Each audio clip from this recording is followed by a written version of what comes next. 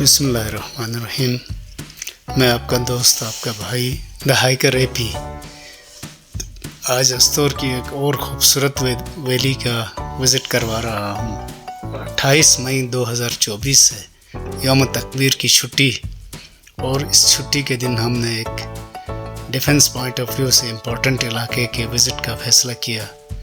ये इलाका रट्टू और उससे आगे काला पानी की वैली थी। रट्टू के स्नो स्कूल से आगे हम बढ़े हैं और अब हम रास्ते में हैं, और इस रास्ते के दो ख़ास बातें हैं। एक तो इसी रास्ते में आगे हमें खूबसूरत वादियों के बीचों बीच दिरले लेक है, और दूसरा आगे काला पानी का नाला है। ये इलाके या नाला तो काला पानी कहलाता है, लेकिन इसमें गांव बहुत सारे बीच में आते हैं, मुसलसल गांव हैं तकरीबन।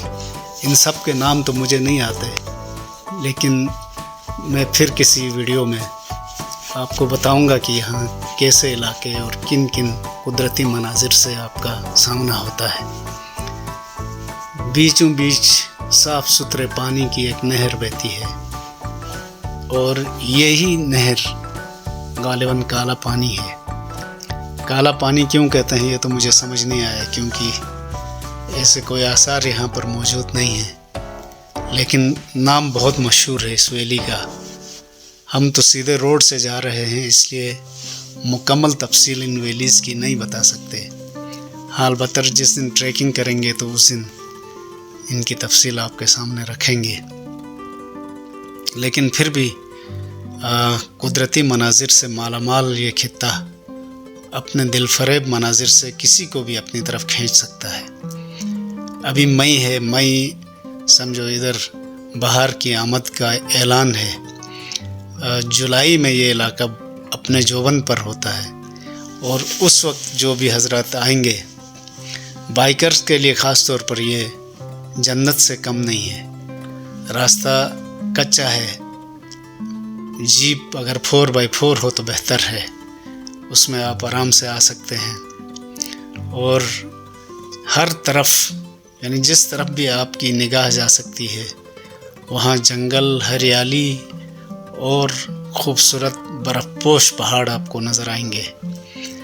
अस्तौर का खित्ता वैसे भी बरसाती जोन में होने की वजह से हरा भरा है, और पूरे गिलगित बल्तिस्तान से इस ज़िले को मुमताज़ करता है।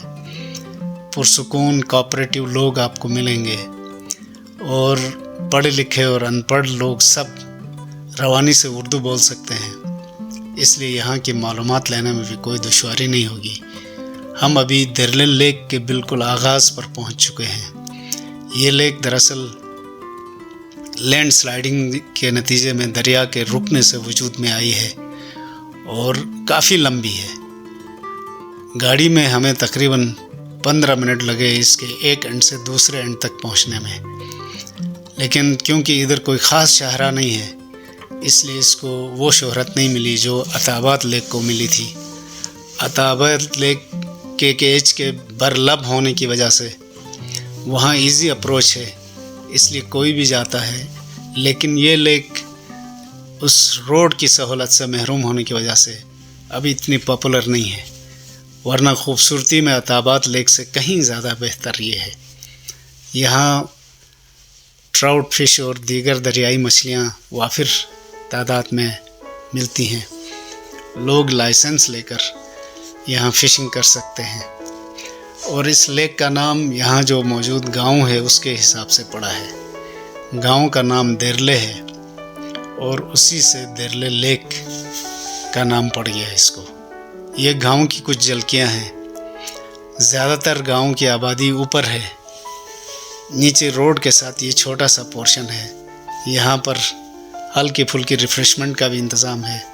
छोटा सा ढाबा टाइप का होटल है, जहाँ खाने पीने को तकरीबन हर चीज़ मिल जाती है बहुत सस्ते दामों, क्योंकि अभी तक इधर टूरिज़्म का इतना फ़्लो नहीं है, जिसकी वजह से अभी टूरिस्ट को लूटने और खसूटने का ऐसा कोई यहाँ माहौल नहीं है।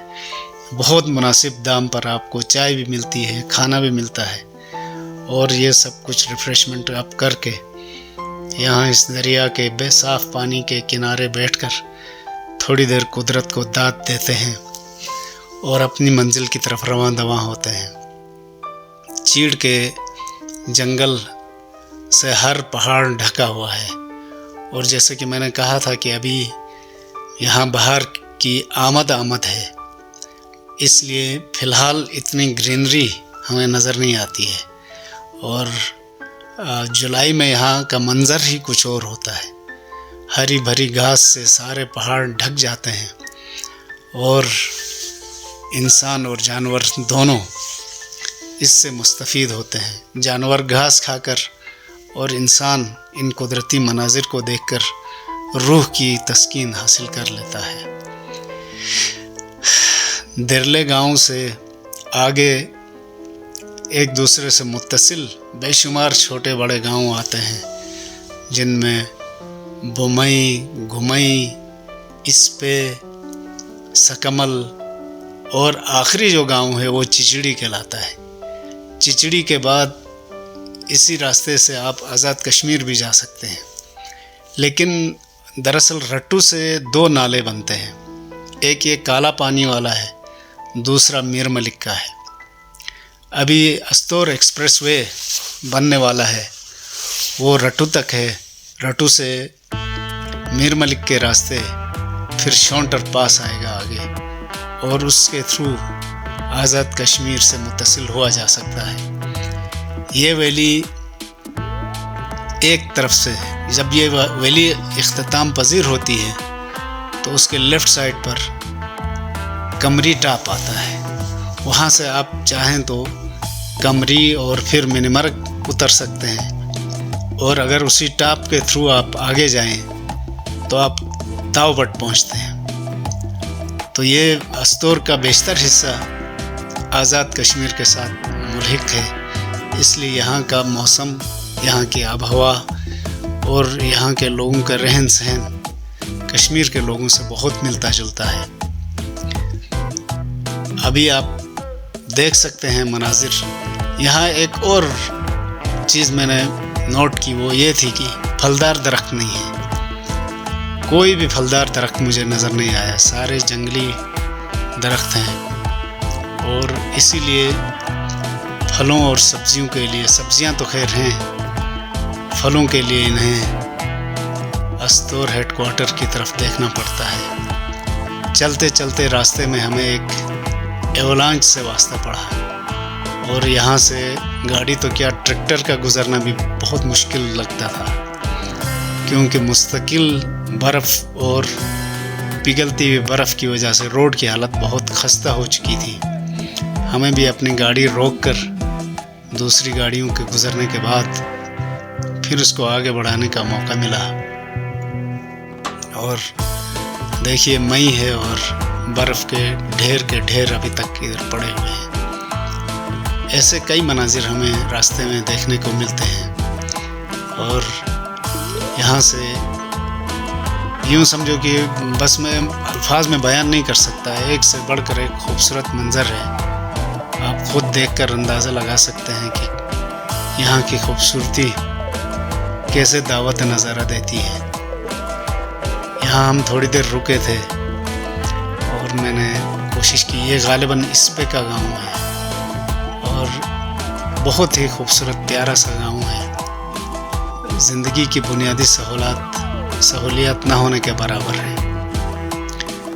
अब हम यहाँ से भी आगे बढ़ रहे हैं और आगे सकमल और चिचड़ी तक हम आज जाएंगे, वहाँ से वापसी होगी हमारी। और फिर किसी दिन मैं जुलाई में यहाँ ज़रूर आऊँगा, मैंने प्लानिंग की हुई है और जुलाई के मनाजिर भी आपको दिखा सकूँगा इंशाअल्लाह। फ़िलहाल आप इन मनाजिर को एंजॉय कीजिए और वक्त निकाल कर यहाँ आने की प्लानिंग कीजिए। जैसा कि मैंने कहा कि होटल बहुत ज़्यादा आम नहीं है। रट्टू में आपको मिल जाएंगे और रट्टू से बमुश्किल आधे घंटे में आप इधर दिरले पहुँचते हैं। दिरले में खाने पीने का इंतज़ाम है और यहाँ से आगे, दिरले से आगे फिर कोई इंतज़ाम ऐसा नहीं है। تو اگر آپ کی پلاننگ آخری گاؤں تک جانے کی ہے تو اپنے ساتھ کھانے پینے کا سامان ضرور رکھیے، ورنہ آپ کو پریشانی ہو سکتی ہے۔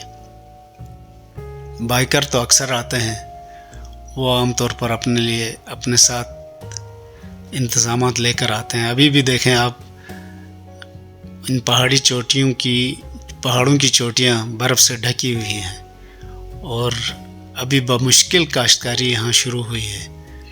یہاں گندم، جو اور آلو اگائے جاتے ہیں، اور آلو ایسے ٹھنڈے علاقوں کا بہت ہی زبردست ہوتا ہے، اس کا اپنا ایک ٹیسٹ اور مزہ ہے۔ یہاں ایک اور سبزی ہے، جنگلی سبزی، جو گلگت شہر میں نے بکتے ہوئے دیکھی تھی، 400 روپے کی کلو تھی، جو یہاں پورے پہاڑوں کے اوپر بھری پڑی ہے، اور یہاں کے لوگ اسے فریش بھی استعمال کرتے ہیں، اور اس کو سکھا کر سردیوں کے لیے بھی اسٹور کر کے رکھتے ہیں۔ بہت ہی مزے کی سبزی ہے۔ یہاں کے لوکل شنا زبان میں اس کو شیلو کہا جاتا ہے، شیلو شاہ، بہت مزے کا ہوتا ہے۔ اور جنگل وافر ہونے کی وجہ سے یہاں کی تعمیرات میں بھی لکڑی کا بے تحاشا استعمال ہے۔ یہ میرے سامنے سکمل، اور روڈ جس طرف جا رہی ہے وہ آگے برف والی پہاڑی، وہ چچڑی ہے، چچڑی سے آگے راستہ ختم ہو جاتا ہے۔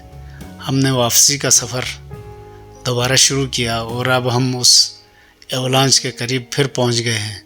یہاں ہماری گاڑی پھنس گئی تھی، بڑی مشکل سے مقامی لوگوں کی مدد سے ہم نے اس کو کراس کرایا۔ تو میرا مشورہ ہے کہ آپ جب اس علاقے میں آتے ہیں تو 4x4 گاڑیوں میں آئیں، یا لوکل سروس سے استور بازار سے آپ کو مل جائے گی،